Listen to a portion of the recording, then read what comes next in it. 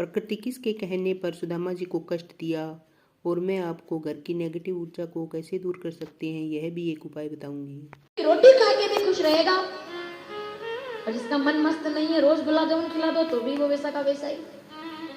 जिसका मन मस्त है उसके पास समस्त है। मेरे भगवान कह रहे हैं सुदामा जी गरीब है, उनके पास कुछ नहीं। सुशीला जी कहती है कभी मांग कर तो लाइए, कभी जरा मिलके तो आइए भगवान से। ऐसा कैसा दोस्त जो संकट में काम ना है, वो तो दोस्त है आपके। फिर दोस्ती का क्या मतलब? मैंने सुना है द्वारिकाधीश आपके दोस्त हैं, आपके मित्र हैं, क्या आपको नहीं जाना चाहिए? फिर दोस्ती का क्या मतलब? सावधान, दोस्त सुनेंगे जरा। तो सुदामा जी कहते यही तो बात है। अरे मतलब नहीं है इसलिए तो दोस्ती है, अगर मतलब होता तो रिश्तेदारी होती। दोस्ती में कोई मतलब नहीं होता है, इसलिए उससे मांग नहीं सकता क्योंकि वो मेरा दोस्त है।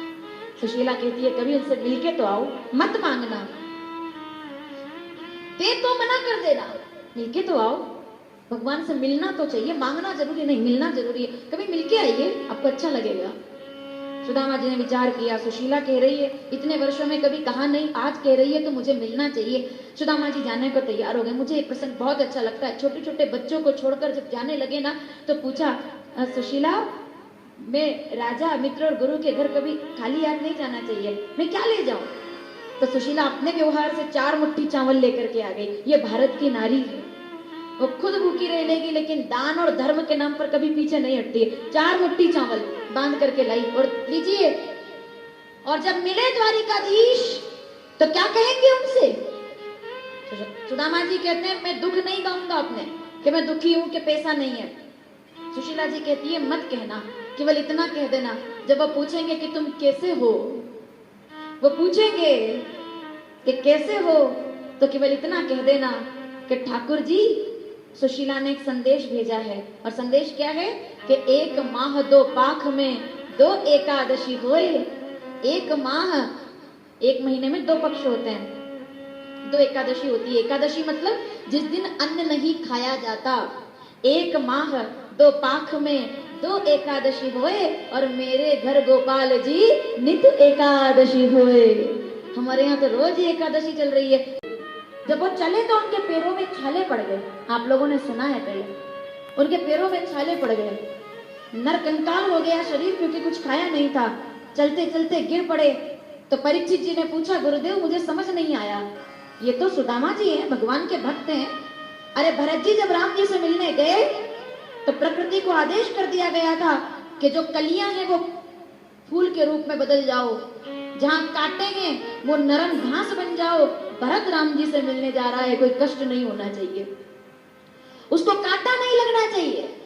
लेकिन जब सुदामा जी चले तो पीने का पानी तक नहीं मिला, खाने के लिए फल नहीं मिला, आंखों में आंसू थे। दूर नगरी बड़ी कैसे आऊं रे कन्हाई, कन्हैया तेरी नगरी बड़ी दूर है, मैं कैसे आऊं? पैरों में कांटे हैं, नरकंकाल हो गया देह। चलते चलते गिर पड़े। 3 दिन चले और विचार किया कि राहों में चलते चलते पूछा पांव के छालों ने, बस्ती कितनी दूर बसा ली दिल में रहने वालों ने। कन्हैया कितना दूर है, मिलता ही नहीं। गिर पड़े 3 दिनों में, अब नहीं जाना, अब नहीं चला जाता। बड़ा प्यारा प्रसंग है। तो परीक्षित जी ने पूछा कि प्रकृति ने ऐसा क्यों किया कि पीने को पानी नहीं मिला, खाने को फल नहीं मिला? तो सुखदेव जी कहते हैं ये ब्रह्मा जी महाराज का आदेश था कि कुछ भी हो जाए सुदामा द्वारिका नहीं पहुंचना चाहिए। शब्दों पर ध्यान रहे आपका कि द्वारिकापुरी की ओर। आखिरी पंक्ति में आपको जवाब मिल जाएगा कि सुदामा जी के पैर में छाले क्यों पड़े। जो आस्था के माध्यम से सुन रहे हैं सुनिएगा जरा, क्यों छाले पड़े सुदामा जी के पैरों में? प्रकृति ने सहयोग क्यों नहीं किया? क्योंकि द्वारिकापुरी की ओर प्रथम चरण धरते ही कोलाहल मच गया रे सारे देवताओं में। 3 लोक सहम गए, अचरज से देख रहे, कौतूहल व्याप्त हुआ चारों दिशाओं में। डर गए कुबेर, पंच मेरु डगमगाने लगे, इंद्र का ना चित्त लगे नृत्य और गान में। सृष्टि के रचयिता ब्रह्मा जी को चिंता हुई, इतनी प्यारी सृष्टि हरि देना डाले दान में। और कृष्ण ने सुदामा को स्वर्ग लोक दे दिया, तो देवता रहेंगे जाके कौन से स्थान में? भक्त से मिलेंगे प्रभु, मित्र से मिलेंगे मित्र, तो जाने क्या लुटा देना तो मित्र के सम्मान में। अगर द्वारिकाधीश से सुदामा ऐसी हालत में मिल गए तो ऐसा ना हो कि पूरी की पूरी प्रकृति, पूरी की पूरी सृष्टि सुदामा के नाम पर हो जाए। भगवान सब दान में दे देंगे, इसलिए सुदामा को जाने मत दो। सुदामा जी बेहोश हो गए, अब नहीं चला जाता, प्रकृति जीत गई और सुदामा, फिर पूछ रही हूं, प्रकृति जीत गई और सुदामा हार गए? इतनी जल्दी मत करो। अरे प्रकृति विरोध में हुआ तो कोई बात नहीं, लक्ष्मी जिसके समर्थन में रहती है, प्रकृति के विरोध से उसको कोई फर्क नहीं पड़ता है। बद्री नारायण में बैठे हैं आप, यहां आपको पहले लक्ष्मी जी को मनाना पड़ेगा, फिर नारायण मानेंगे।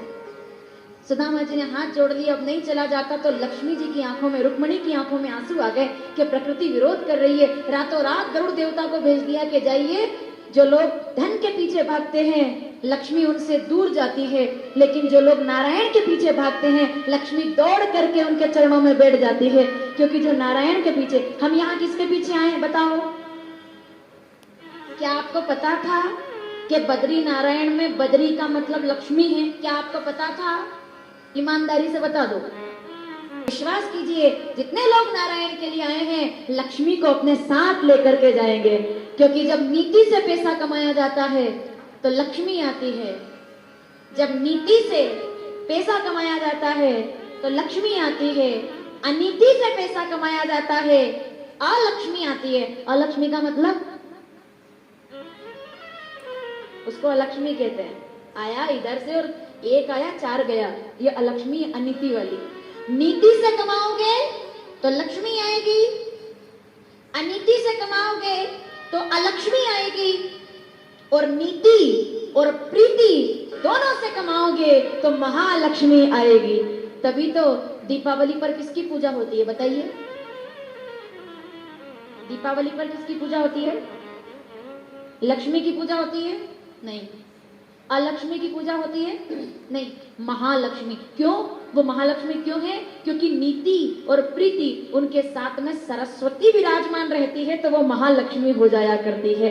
जिस धन में सद्बुद्धि होती है, जिस धन में बुद्धि के साथ सरस्वती का ध्यान करके जो धन कमाया जाता है, वो महालक्ष्मी को लेकर आता है। और ब्राह्मण, पंडित, विद्वान सुदामा जी यहाँ नीति और प्रीति दोनों से आए हैं, तो गरुड़ देवता की पीठ पर बिठा करके रुक्मणी ने और सुदामा जी को द्वारिका के अंदर प्रवेश करा दिया। आपको मैं एक उपाय बताऊंगी।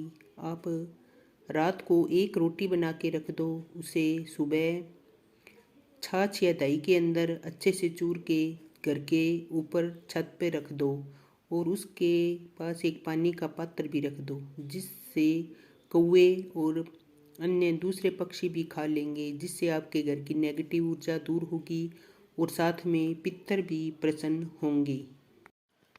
मेरे इस चैनल को लाइक करें, शेयर करें, सब्सक्राइब करें और बेल आइकन भी दबाएं।